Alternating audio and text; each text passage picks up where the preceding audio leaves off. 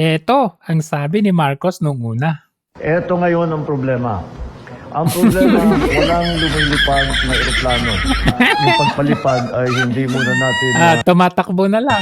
gagawin. Ngayon, eto ngayon Tatakbo na ang lang. problema. Ang problema, walang lumilipad na eroplano. Yung pagpalipad ay hindi muna natin So anong gagawin ng mga Anong gagawin ng mga OFWs natin? Ito daw yan. sa ating mga kababayan ay maghanap kayo ng safe place at doon kayo muna at you stay there and you stay in a safe place and stay indoors and stay away from areas sa ating mga Literal, no? I mean, ito yung mga first days na sumiklab ang giyera. Maririnig mo ito from your own leader, no, na maghanap kayo ng safe place, bahala kayo sa buhay nyo, hindi muna tayo makapagpapalipad at kung ano-ano. I mean, kung ikaw yung andun at ganito yung maririnig mo, ano yung mararamdaman mo, di ba? So, syempre, kaliwat kanan ng kritiko niyan.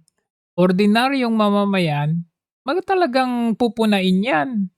Biro mo parang yan yung kumbaga nasusunog na ang Roma. Nagpa-party ka. Si Nero nagpa-party pa. Di ba? Sandali lang, meron tayong krisis. Hindi mo nga nakukuha yung mga Pilipino. Samantala ang Singapore at Spain nakapagpadala na ng eroplano. Siya naka-private jet. Oo, di ba? So, kung Ito, we are talking about the first few days na sumiklab. Hindi po yung ngayon.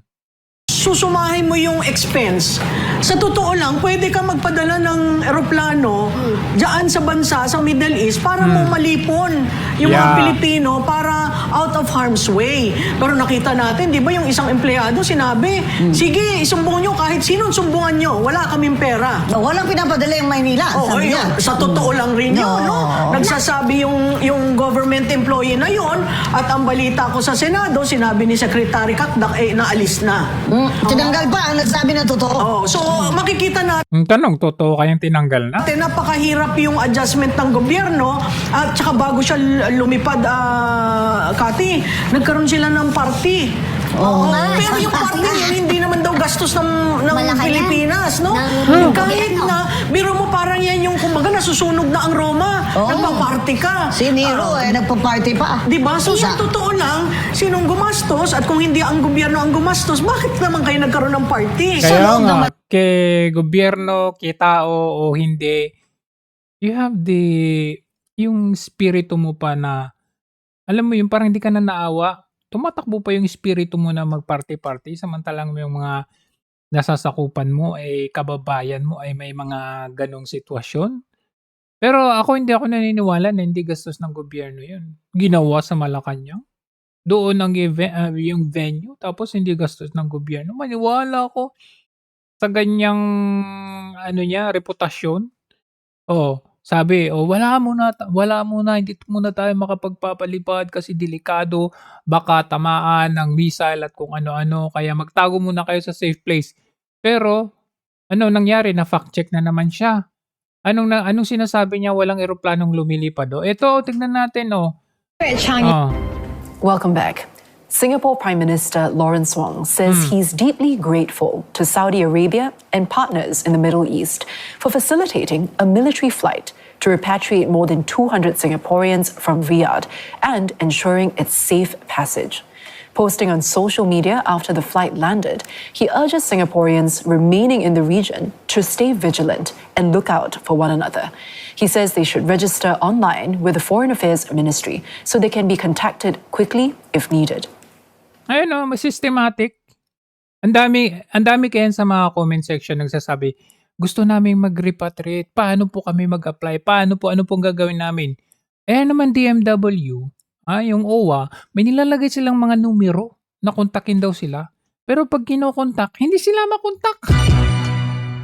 Anong klaseng yan? Singapore ambassador to Saudi Arabia S. Premjit says close coordination and detailed planning are required to carry out the operation and bring Singaporeans home on the RSAF plane. He also adds that plans may not always unfold as expected. So it also required all our officers to be agile and adapt to the changing situation. So Ayan o, may ebidensya. Yan po. demand and a need for us to help the Singaporeans, we are here to assist. Laging handa. Makita mo talagang totoong tinutulungan nila yung kanilang constituents, kanilang taxpayers. To bring them home from Riyadh. Hand in hand, the young and not so young were assisted on board the A330 multi-role tanker transport, or MRTT. Inside, the flight experience was quite similar to a commercial one, with in-flight service and passengers served by Air Force personnel. Although not the kabayas worn by the Singapore girl, Tingnan nyo, Air Force nila ang gumagawa niyan. Ang tanong natin, ano ang silbi ng EDCA? Di ba sabi nila pag humanitarian reasons? So anong silbi? Di ba maraming eroplano yung Amerika? Kung kulang man tayo sa ating C-130 or ano man yan, nasaan yung Amerika? Nasaan? Ano yung function ng EDCA? Sabi nila pag anytime na kailangan, wala nga sila nung mga panahon ng bagyo eh. Dito, hanggang dito ba naman wala rin? Kaya nafa-fact check si Marcos Jr. Kasi nakita ninyo, meron naman talaga From other countries Oh. landed together with 81 Singaporeans and dependents returning from the Middle East this morning. They were on a Singapore Anong walang eroplanong nakakalipad? Arabia. This is the fourth repatriation flight mounted by the Foreign Affairs Ministry and the second via an RSAF airplane. Shilin Sia was at Changi Airport. A long-awaited journey back home for many of these passengers, with it having been about 2 weeks since the latest conflict in the Middle East began. This time round, around 40 of those on board are Singaporean students studying in the region. In the Middle East, So makikita nyo talaga na meron silang ebidensya na totoong binibigyan nila ng tulong ang kanilang mamamayang Singaporeans. And in fact, nakakaya, dito ata nagising yung kaluluwa at dugo ng gobyernong Marcos na ito.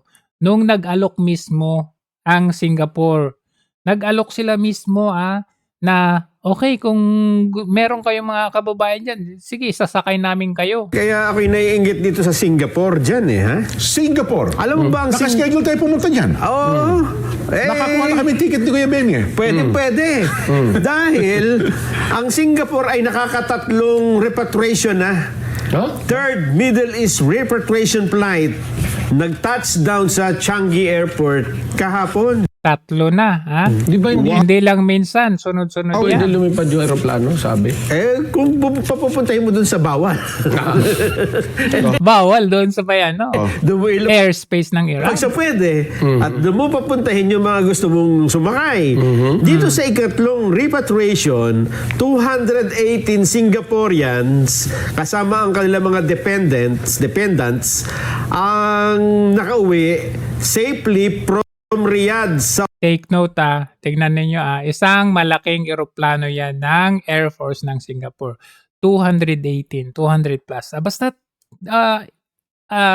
tandaan ninyo yung numero, 218. Saudi Arabia. So direkta from Riyadh ito. Okay.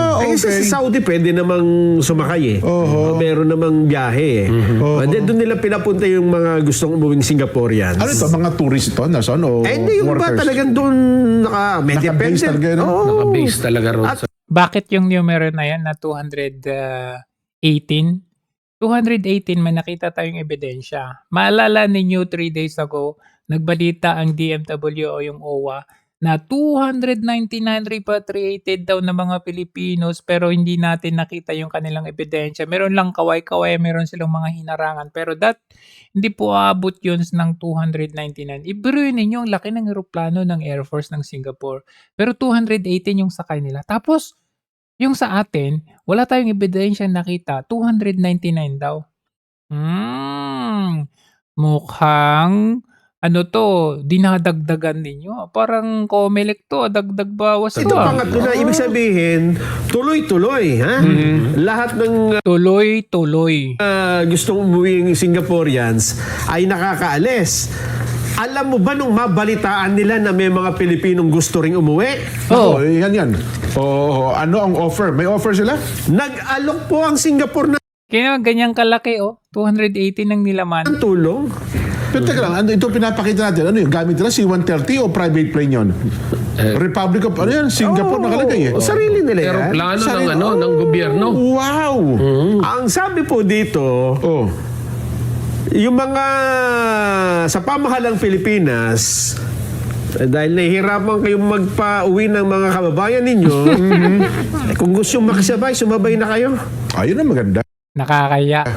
Oo. Isang A330 multi-role tanker transport plane ng Republic of Singapore Air Force Air Force! ang planong ipadala sa Jeddah, Saudi Arabia sa March 12 ba ngayon? March 12. Ngayong Friday, naku, Di bukas. ngayon. Friday, Wednesday Ngayong pa lang.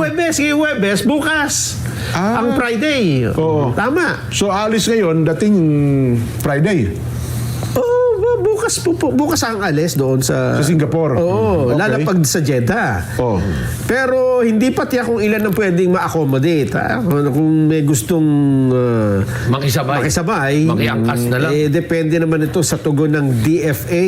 Oo nga, sayang naman ang biyahe. Baka mayroong aalog-alog eh. May makapakanting upuan pa, no? Ayon mismo kay Singaporean Ambassador to the Philippines, Constance Sinyuan, may kasunduan ng mga bansang kasapi ng ASEAN na magtutulungan kapag kailangan maglikas ng mamamayan. Ayun naman Lalo na kung may emergency, sakuna o kaguluhan. Oh. Ayun pala si Ambassador. Wow. Kakilala ko to nung bata-bata pa kami. Ganda pala ng Singapore. Ang ambassador, ha? Oo, una nang nagpadala ng eroplano ang Singapore sa Riyadh noong Miyerkules para maiuwi ang kanilang mga kababayan matapos nga magkaroon ng mga airstrike dyan po sa Iran. Ayun, oh. Oo. Kaya nung isang beses na sila ay nanundo din ng Singaporean, Oh. di ba nakiusap ang Malaysia? Oh, kasi Na- katabi lang din nila lang Malaysia. Oo, na isabay yung kanilang Yung mamamayan. mamamayan ng Malaysia. Isinakay nila dyan. Ganon. Kaya pala mukhang may mga Malaysia na kasama. Yun ba yun? Kaya ito, pwede talaga. Ganyan sana lagi. Hindi, may kasunduan naman pala mga ASEAN countries na kapag kami ganyan. Basta kailangan lang humingi tayo ng tulong. Sa coordination. Ito nga, nag-aalok na, di ba? Ewan ko kung may tugon na ang DFA dito. Ayun, kung baka may mga Pilipino na nasa airport na po ng Saudi Arabia, samantalahin niyo po ito, siguro. O baka may mga kamag-anak sila sa Pilipinas na nanonood ngayon, makipag-ugnayan na po kayo sa sa embahada natin doon, Son? Sa Saudi, para i-coordinate naman sa embahada ng Singapore na nandoon din. Ayun nga. Nakakaingit nga talaga ang Singapore, no? Okay. So, tingnan natin kasi Tayo mo dun sa nakakahiya talaga, no? During that time, ano yan 2 days ago. Tapos, syempre, nabalita rin na merong 24 na kababayan natin nasama doon sa Singapore flight na yan. OFWs from Jeddah, Saudi 24 OFWs from Jeddah, Saudi Arabia arrived in Singapore this morning. They were on board a Singapore-organized repatriation flight. The Department of Migrant Workers thanked the government of Singapore for securing seats for the Filipinos. Singapore had deployed a multi-role tanker transport aircraft to bring its citizens home from Jeddah. It extended available seats to nationals from other countries, including the 24. So nakita ninyo yan 24 na kababayang OFWs. Hindi natin alam kung ano yung mga cases nila kasi may mga nagsasabi, yung iba dyan is overstay, yung iba dyan may mga kaso, may mga utang kung ano no. But regardless, may 24 na nasama sa aeroplano RSAF or Republic of Singapore Air Force nasama sa repatriation ng Singapore. Ngayon, dahil dyan sa balita na yan, nahiya ang Pilipinas. Kasi paulit-ulit nilang sinasabi, 299 repatriated. Tapos, the next na balita na naman, meron na naman repatriate na 44, ganun. Pero wala tayong nakikitang ebidensya. Biglang nakita natin 24 OFWs from RSAF nasama sa Singapore na flight papunta ng Pilipinas. Meron din yung mga nakauwi, pero commercial airline like yung Emirates, parang ganun. Kaya sabi nila, hindi naman ng gobyerno yan Bakit nagbalita silang 299 repatriated? Kumbaga, ang dami nilang balita. na eto repatriated na yung napahiya sila kasi hindi naman repatriated yun, stranded. So napahiya talaga sila kasi ang katotohanan, wala naman talaga silang pinadala. Yun. Kaya kudos, dahil sa ating pangangalampag na nagising, nahiya na ang ating gobyerno. So anong ginawa nila? Palakpakan natin. Okay? Baka sabihin nila hindi tayo panay lang tayo negatibo. Siyempre may positive din naman sa kanila. Dahil diyan, nakita natin, ayan, meron nga. Nag-charter nga ang Pilipinas. This is just ngayon lang. Ngayon lang to dumating, 12:00 kanina. Sabado, Philippine time. Ngayon lang dumating, tingnan nyo. Ayan. Yan na yan, EORBOS. So kung titignan ninyo, Aqualine. Yung eroplano na yun, malaki, maganda, Aqualine. Pero ano to itong Aqualine company nito, they are known for chartered flights. Like, ito nagamit din nung pag-deliver ng mga test kits or mask nung COVID, nung pandemya. Ginagamit din ito as cargo or parang cargo planes, parang gano'n. So ginagamit ito talaga na hindi siya talaga pang commercial. So finally, ang Pilipinas under Marcos Jr. administration, nag-charter siya ng eroplanong Aqualine. So this is hindi siya Asian based, pero may mga pwede silang mag-charter to Asia pero hindi sila Asian based. Is another company from maybe somewhere in the Middle East. So ang tanong natin dito, my question this, although this one is a positive news, my question on the negative side is, nasaan yung eroplano natin? Like yung RSAF, Republic of Singapore Air Force.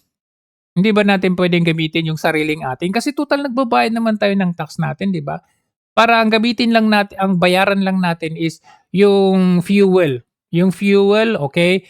Tapos gasolinahan lang yung ating sariling C-130 o yung eroplano ng sariling atin ba? Yung merong sariling atin. Kung wala man, di yung C-130. Yun ang gamitin natin. Gasolinahan. Kasi pag ito, kung ating tatanungin kung magkano ang ibinayad natin dyan, syempre malaki-laki kasi tingnan nyo naman na eroplano. Jumbo yan Boeing 747 400. Malaki din yan. So, on a positive note, ayan, pasalamat tayo dahil sa wakas nakalampag, nahiya itong may hiya din pala itong gobyernong ito. Yun yung maganda sa ating pagkikritik kasi sabi nila, puro na lang kayo batikos, puro lang kayo negatibo. Kasi kung hindi tayo magaganito, hindi yan sila mahihiya. Hindi yan makakalampag kung puro panay, wala na nga ginagawa, panay puri. Kung hindi natin ginagawa ito, walang ganitong mangyayari. But syempre, on a positive side, palakpakan natin. Kudos naman kasi kahit papano, meron silang na-charter. Okay? Meron silang na-charter. Nakita natin dito from UAE. Ayan, balita ito from College Times UAE Middle East based na pahayagan. So nakita natin may bus naman. Nakita natin meron silang kinuha na private bus. Ayan, andyan si Kakdak. Andito yung bus.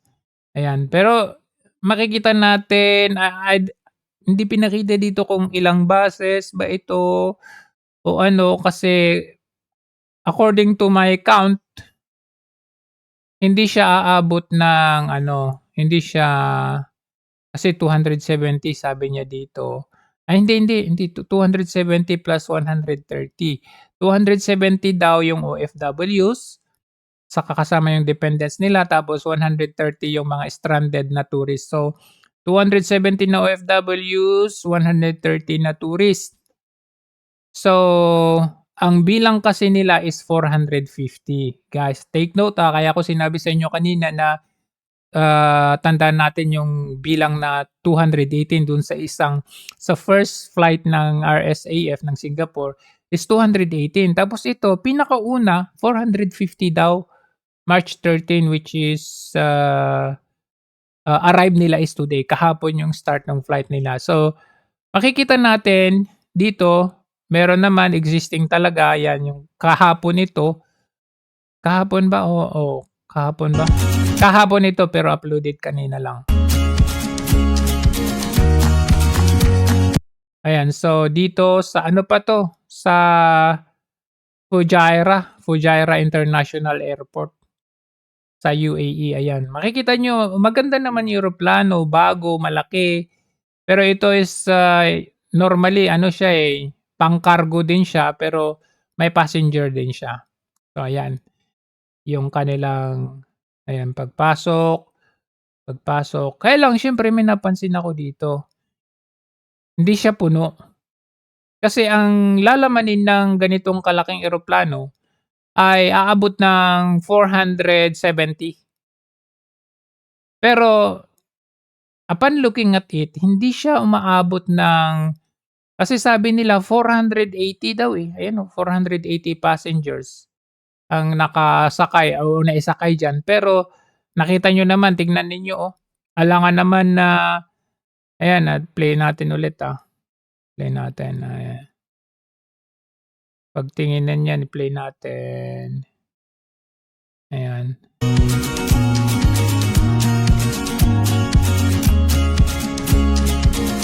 Pati yung mga bagay, hindi abot ng bagay. Ayan abot ba yun ng 480 yan? Yan, 480 daw Ayan, 480 daw ito Sige nga, kahit na time-lapse nila, time-lapse dyan, time-lapse. So, time-lapse nila. Wala na, tapos na. Tapos tignan ninyo puno ba? Hindi siya puno. Ayan dami-daming bakante. Tas lumipad na.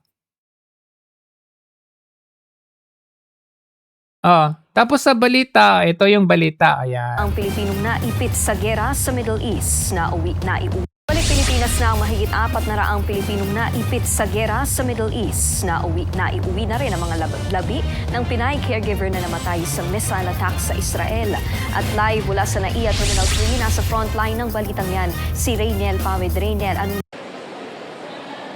Nikki, pasado alas 12:30 nga ngayong tanghali ay lumapag na yung kauna-unahang chartered flight nitong Philippine government na kumuha nga o nag-repatriate ng nasa 442 na Filipino nga doon sa United Arab Emirates. Diyan sa bilang na yan, Nikki, 200 yung OFWs at yung iba naman ay kanilang mga dependent at ilan sa kanila ay mga turista. Sa ngayon ay inaayos pa yung kanilang mga ilang dokumento doon nga sa holding area at yung pagbibigay rin sa kanila ng mga tulong pinansyal at ng ilan pang tulong mula sa iba't ibang sangay ng gobyerno. Anytime sa ngayong hapon ay ilalabas nga yung ilan sa kanila para magbigay ng pahayag. Una nang sinabi ni Secretary Hans Kakdak, ni Migrant Worker Secretary Hans Kakdak, na hindi lang ito yung una't huli na repatriation flight gamit nga yung isang chartered plane doon nga sa Middle East. Sila pa rin yung mga Pilipino na naapektuhan pa rin nga nung tumitinding tensyon doon sa gitnang silangan. At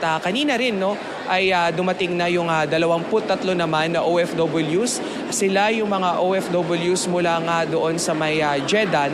Sila rin yung mga tinulungan nitong Singapore Air Force para nga doon sa repatriation flight. Ito naman yung 24 yun tugon ng gobyerno. Sila ay nagpasalamat nga dito sa Singaporean government sa naging tulong nito dito sa ating mga kababayan. So from Jeddah to Singapore and then Singapore ay doon na pumunta yung migrant workers officers natin at sila na nga yung nag-asikaso pa uwi dito sa mga kababayan natin. At sa Israel naman, yung balita sa Israel, ngayong araw din, kanina madaling araw ay nakabalik na sa bansa yung mga labi nitong caregiver na si Okay. Ito ang masasabi natin dyan. First flight, chartered flight from UAE Fujairah International Airport, dumating kanina alas 12. Ngayon, to my observation, hindi siya abot ng 400, ano yung balita nila? 440, 480, hindi pare-parehas. Pero 400 plus ka muna. To my observation, hindi siya abot ng 400.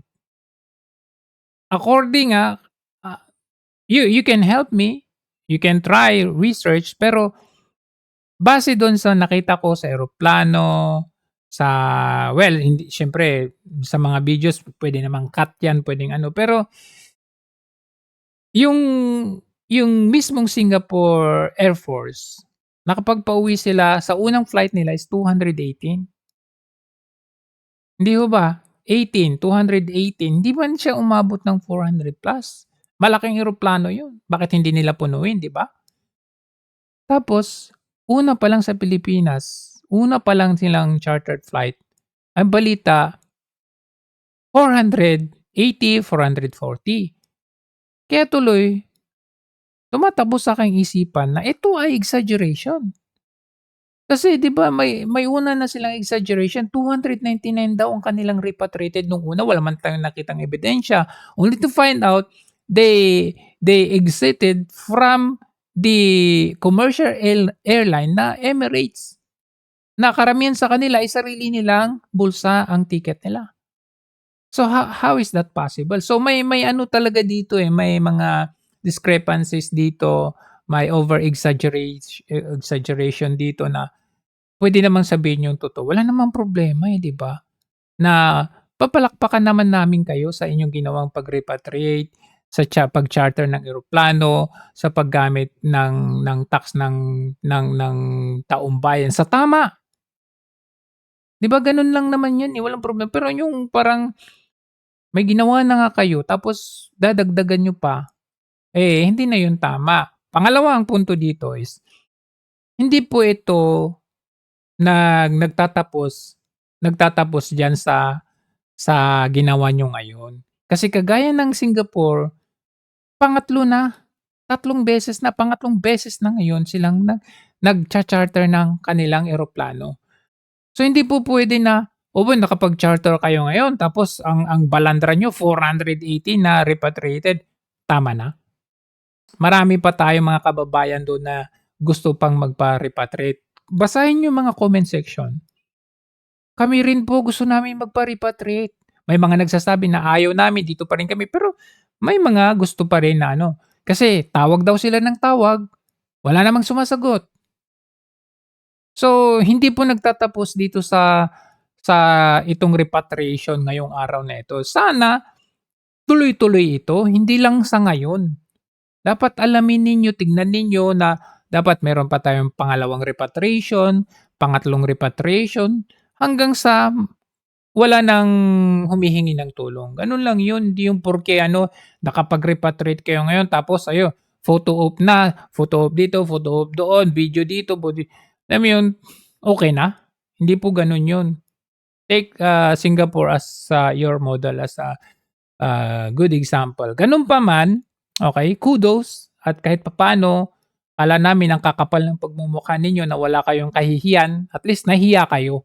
Kasi syempre may mga ganito na pamumunan natin, nahiya kayo. At meron yung mga tulong ng ibang bansa, kagaya ng Singapore, nahiya kayo, napahiya kayo. Kaya, ganun, gumawa kayo ng action. Which is, on a positive note, maganda po yon. Pero, alam nyo, wala pa rin kayong lusot. Itong Marcos administration na ito. Hindi, you cannot still go away with the fact that meron pa rin tayong issue sa sarili nating bansa na tila baga gusto ninyong makalimutan namin. Ano ho yun? Ted Filon, ipaalala mo nga. Look, science. Una, nasan na ba si Saldico? Una. Di ho ba siya ang starring dito? Puntahan ninyo ang lahat ng mga investigasyon. Siya ang inunguso. Yung Saldico lumantad in several occasions doon sa kanyang vlog. At meron naman siyang inunguso. May mga taong starring doon sa mga affidavit. Affidavit ni Bernardo. Isang tabi mo na yung affidavit ng 18 mga marino na kine-question ang kanilang kredibilidad. Pero nandoon siya sa mga kwento, yung mga starring. Dito po sa skandalong ito. So tanong, talaga bang hinahanap si Saldico o hindi? Sagutin mo nga ako dyan, ikaw ang naka-t-shirt ang ganyan Kulang mandarambong eh.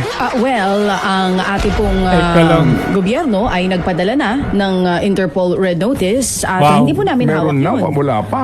Meron na tayong request ng request lang, hindi nagpadala. May request tayo pero wala pa silang tugon. Hindi po hawak ng ating gobyerno ang tugon ng International Police. So tayo po ay nag-aantabay na lamang. At wag niyo sasabihin na walang ginagawa ang administrasyon dahil meron na mga nakulong. Thank you po. Antay lang po kayo dahil meron pang mga susunod. Thank you po. Oo. So, hinahanap si Saldi ko o hindi? Hinahanap namin, hindi lang makita. Pero hinahanap po namin yan. Okay. Oo. Sige. Hinahanap si Saldi ko. Hinahanap Hinahanap namin yan. Para sila bantag. Bantag, di mahanap. namin si Zaldi. Na para bagang nawala na. Nawala na yung atensyon ng lahat kay Saldi ko. Hello? Hello. Hindi ba nung una, araw-araw nga, mismo nga, ang Pangulo pa nagbabalita, pero parang natigil nung nagkaroon ng sila, sige kapag ginawa nyo ito, itong gagawin ko. Hindi kami nagpapablackmail, etc. Pero natigil. Wala na tayong balita kay Saldi ko. Hindi po ba? Itong si Leandro Leviste. Pasilin po ninyo, si Leandro Leviste. Hindi ba si Leandro nagsabi, bakit ako? Siya daw ay hinikayat ng mga ibang bansa. Bakit? Nag-abroad na nga ata eh. Pero may nakita akong post niya na season 2 is coming. Baka babalik na. Bakit? Hinikayat sa mga ibang bansa.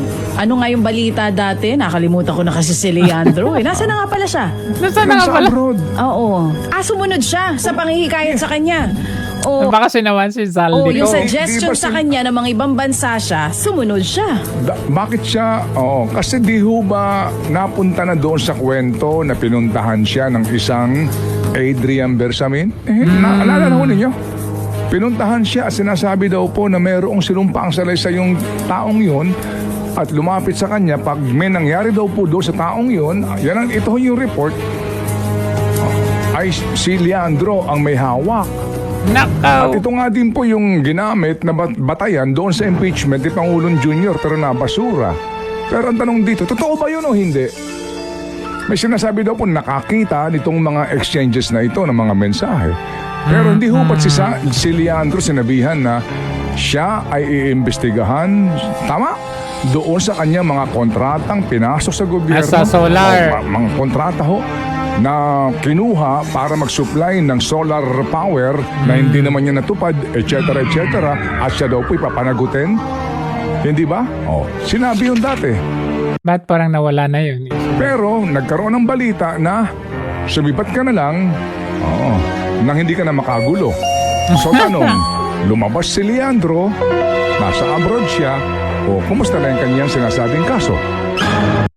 Itignan natin kasi sabi niya parang may season 2. Magkasama kaya sila ni Zaldi? Hindi naman siguro, no? Oo. Hindi ba? Medyo... Ano na nangyari sa kanyang kaso? Mag-observe lang po tayo sa nangyayari dito. Kaya nga delikado yung ginagawa nila sa 18 Marines na iimbestigahan daw sila, interviewin daw sila, na isa-isa. Kasi pwedeng ganun eh. Baka pag-abroadin din yung mga yan. Unting sinasapawan yung mga balita. Wala na. Totally wala na ho sa eksena si Saldi ko. O yung ICI. Saan ka naman nakakita? ICI magtatapos na sa katapusan. Independent Commission for Infrastructure. Ano na balita sa kanila? Wala. Di ba naglabas ng report daw? Tama? Tapos na yung report.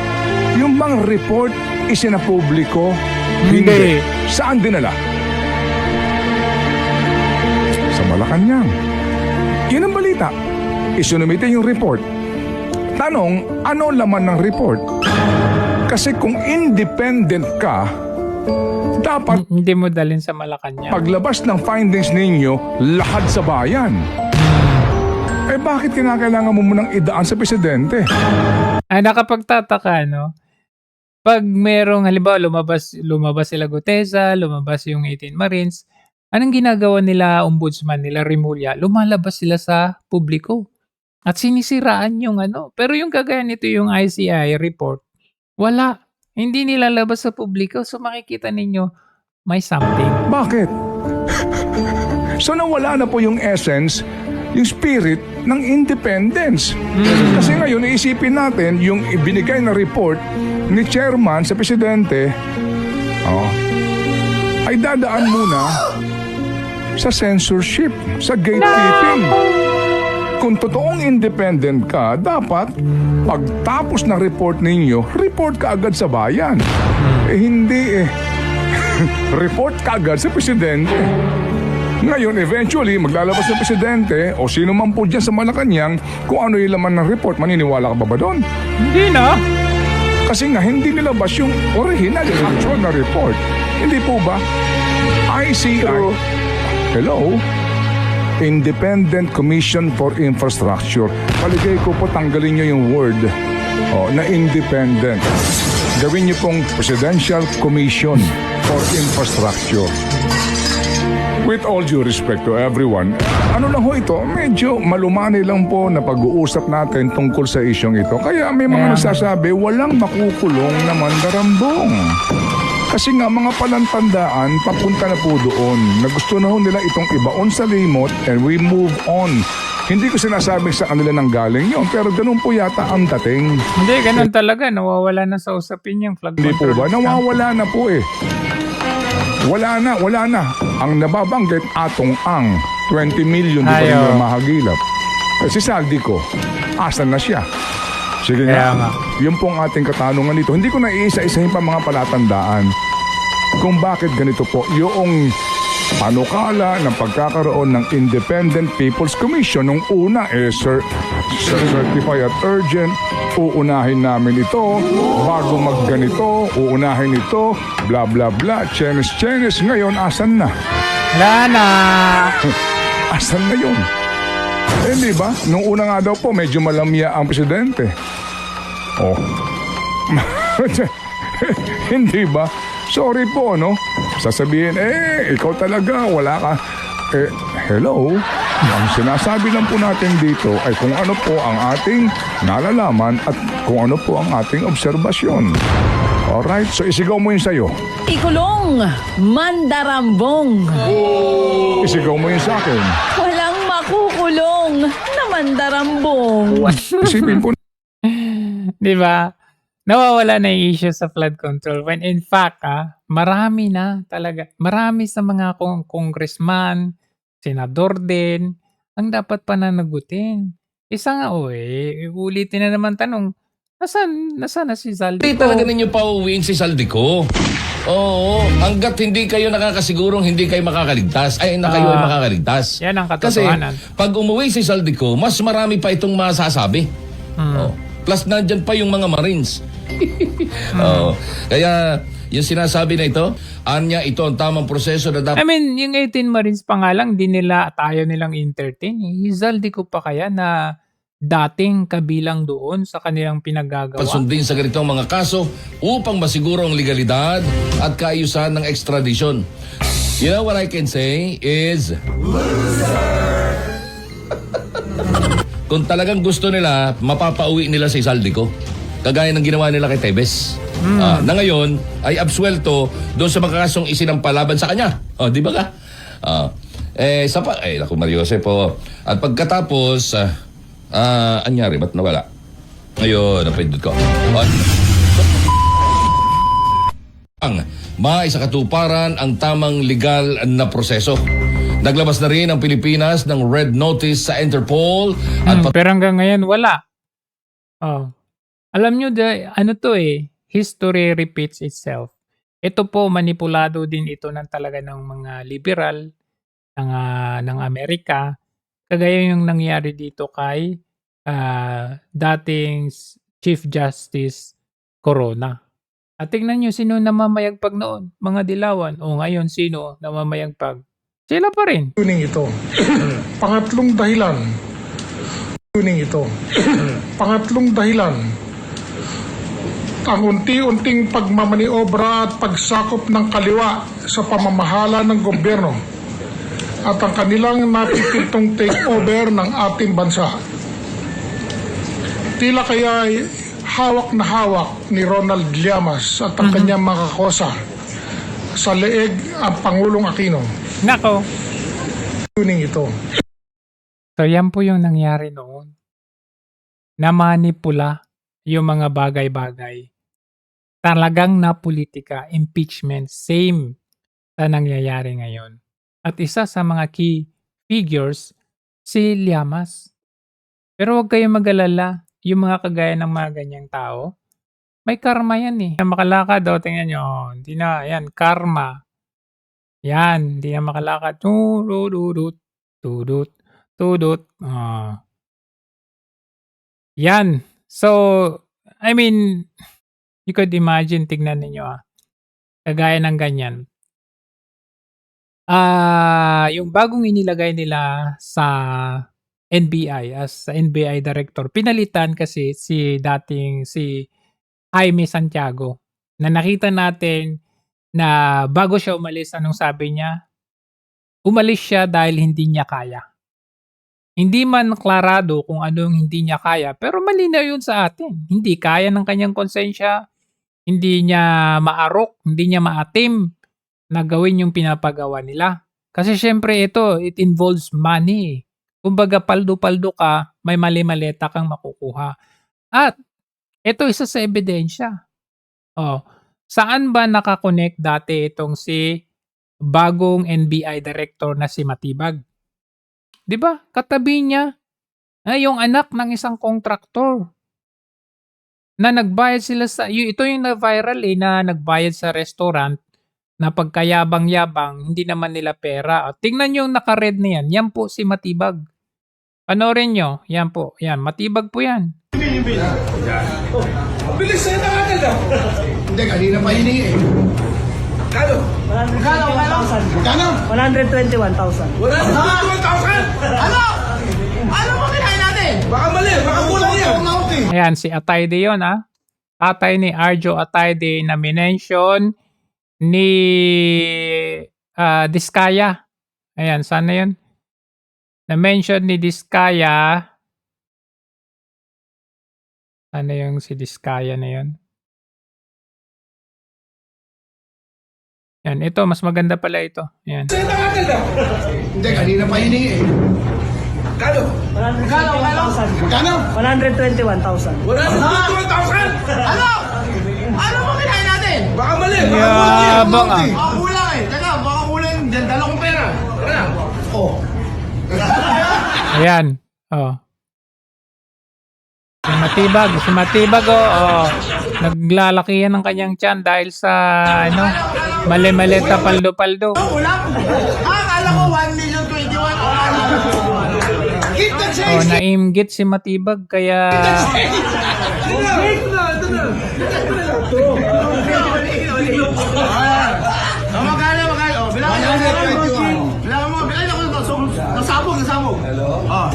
so yan po si Arturo Atayde or Art Atayde na tatay ng minention nitong si Diskaya. Kong Juan Carlos Arjo Atayde of Quezon City, Nicanor. Diba? Ayan Atayde na tropa ni Matibag. Baka kulang eh. Teka, baka kulang yan. Dala kong pera. Teka. Now we know. Kaya naman pala may pagkadisgusto ni Matibag kay VP Sara. Ano sabi niya?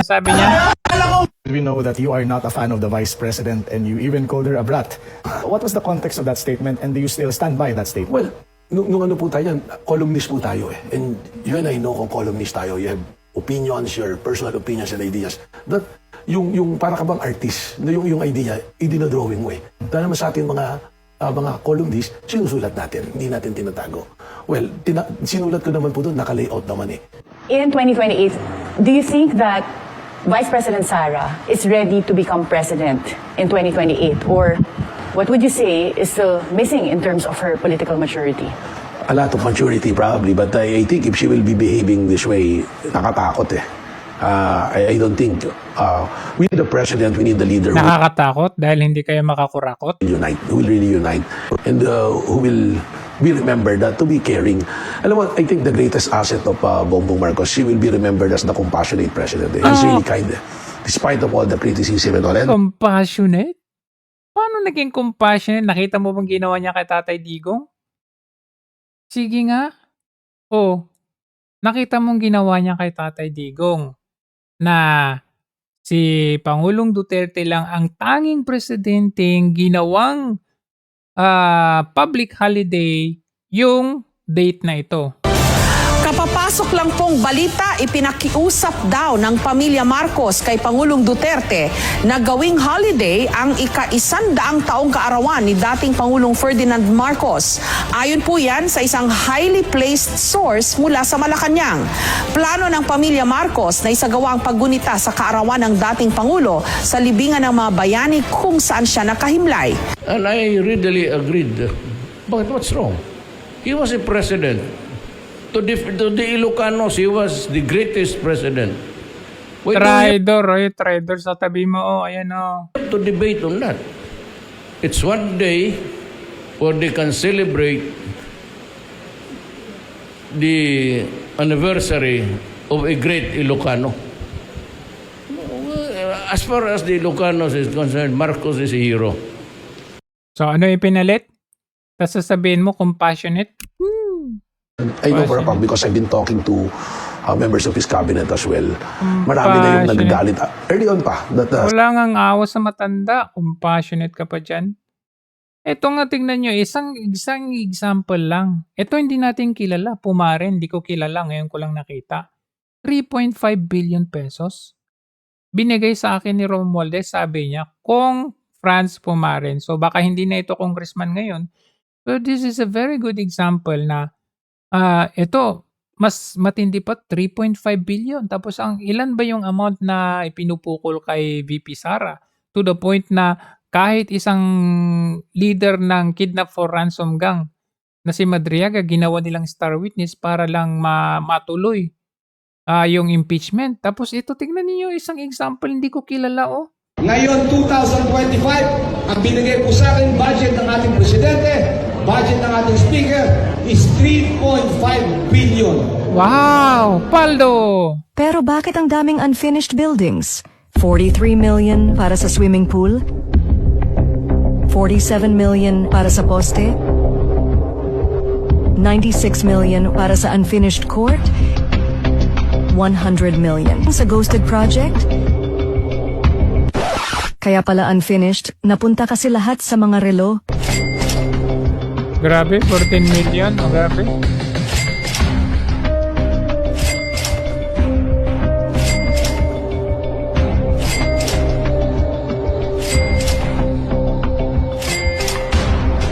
Wow. Ilang bilyones na nakuha mo kung... Tapos hindi na imbestigan yung mga kagaya nito? Tapos si VP, grabe kayo. Diba? I mean, this is very unfair. This is very unfair. Kaya nga naman, no, sa lahat ng mga nakikita natin, kasi ano na ngayon eh, magkasama na yung mga dilawan at loyalista ngayon. Magkasama na sila ngayon dahil siyempre kasama nila si Marcos Jr. kasi si Jr. ang nasa power. Nasa power eh. Kumbaga, himudpuit muna sila. Himudpuit sila kay no. Ito lang talaga si Atty. Guanzon ang hindi nagbago ng kanyang prinsipyo.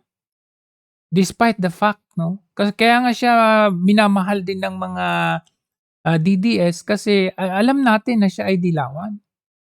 Pero yung prinsipyo kasi hindi mo matatawaran eh. Kasi the same principle kung ano ka dati, yun yung ano mo.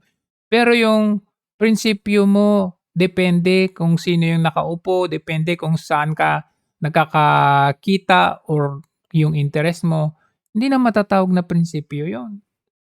Sakang mandarambong, kaya nga itong si Atty. Rowena Guanzon, hindi siya mahirap tanggapin. Kahit ito, kagaya nito, nag-declare siya, natatakbo siya ng senador sa 2028, hindi siya mahirap suportahan eh. 13 years na, wala yung Cebuano nga senador. We will reclaim our seat in the Senate. Every time you... Hindi siya mahirap suportahan. Kung hindi siya, nanalo siya pagka-congressman na, Pero anong ginawa ng Marcos administration? Anong ginawa ni Martin Romualdez? Hindi siya pinaupo. Pero yung term niya na reclaim, marireclaim niya yan. Hindi yan malayong mangyari. Come 2028, I tell you. Kasi ito, tingnan nyo, si Matibag. Sa kanya, ng administrasyon. Kita mo, kagaya ni Matibag. Ngayon, Matitibag alam term na yan. kung ano talaga ang tunay na dahilan ng pagbibitiw ng dating NBI Director na si Judge Jaime Santiago. Dahil I was forced to resign. Di baling maging unpopular pero, sabi niya, right. Di baling sabihan ungrateful pero right. Sabi niya, maraming beses kong pinaglaban ang NBI sa NBI. So, ganyan dapat tayo. Ganyan dapat. Ang nagpapakita. So marami pala talaga Bale, 2028. artista, sir. Yes, marami. Marami. So marami pala talaga artista, sir. Yes, marami. Maraming artista. Hindi lang nagpapakita. Si VP. Andiyan si VP. Ayan, hindi lang nagpapakita. Ganon. Meron akong isang post dati, 2016, na ganon lang ako, pinatanggal yung picture. Dahil nga, meron akong program. Tama naman yun. Kasi nasa naman namin yun. Pero it's your personal. Kasi Pilipino, wala ba tayong karapatan pumili? Wow. Hello. So marami pala talaga artista, sir. Yan, galing from TV host and comedian, TV host, actor, comedian himself. Marami sila dyan eh. In fact, nakita nyo si Leo Martinez. Anjo Eliana. Diba? So, bilang pagtatapos, pakita natin kung gaano ka-traitor itong Marcos administration na to. Kaya to dwell on this thing for so long a time will just divide the nation. Pabor si incoming President Rodrigo Duterte na mailagak ang mga labi ni dating Pangulong Ferdinand E. Marcos sa libingan ng mga bayani. Ito anya ay para mawakasan na ang isa sa mga ikinagagalit o hatred sa bansa. Paliwanag ni Duterte, papayagan niya ang paglibing kay Marcos sa libingan ng mga bayani hindi dahil isa itong bayani, kundi dahil dati itong sundalo. Ang isyu anya sa paglibing kay Marcos sa libingan ng mga bayani ay humati sa mga Pilipino. At sa tingin niya sa desisyon niyang ito ay mabubura na niya ang isa sa mga dahilan ng hindi pagkakaintindihan ng marami. Ayon pa kay Duterte, maaaring ayusin sa lalong madaling panahon ang pagpapalibing kay Marcos sa nasabing himlayan. Pasalamat din kami kay Pangulong Duterte sa kanyang tuluyan at matibay na suporta sa karapatan nga ng aking ama na mailibing sa libingan ng mga bayani.